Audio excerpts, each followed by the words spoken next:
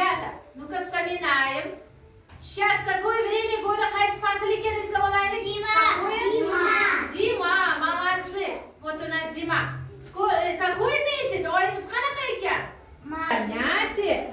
Yani будем посуды. Будем с вами, как называется посуда. Посуду, ребята. Qayerda ishlatamiz posudalarni oldin aytinglar. Qayerda? Ayajonlarimiz oshxonada posudalar bilan ishlaydi. Помните с посудами? Ну-ка, сначала, смотрите. Вот у нас кухня-da, oshxonamiz bor, a? Oshxonada birinchi ovqat pishirish kухонный mebel, shkafimiz bor, a oshxonada? Demak, shkafda qaranglar. Kerakli tarelka, gaz plitani oldiga faqat kim ovqat pishirishi mumkin? Кто придет? Мама, да?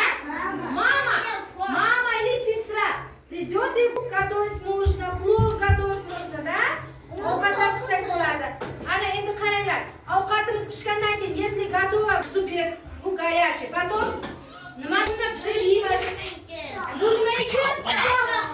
Chop, rus tilida nojniца deyiladi. Nima ekan? Nojniца. Bunda nima? Zargar, shirin, shakar ovqatlar pishirib beradi, ha?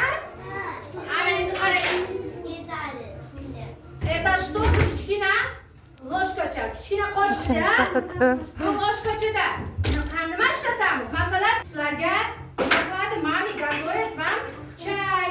Mana bu choy. Bu kattasi. Bunda choy ichish mumkinmi?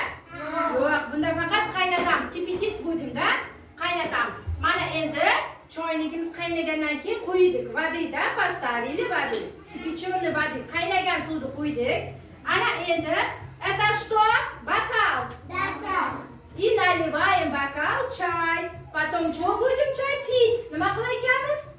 Пить чай. Qaytaringlar qani? Будем пить чай. Вот. Пиалушка degan. Это бокал. Пить это что? Стакан. Stakanda nima qilamiz? Suv ichamiz, ha? Choy ichishimiz ham mumkin, suv ichishimiz ham mumkin. Мы будем пить чай воды, да? Ana endi qaranglar. Mana buni xamir qiladi, ha? Bunda xamir qiladi yoki idish-tovoqlarni nima qiladi? Idish-tovoqlarni мыть посуды. Idish-tovoqlarni yuvish mumkin. Смотрите, вот это большой, это какой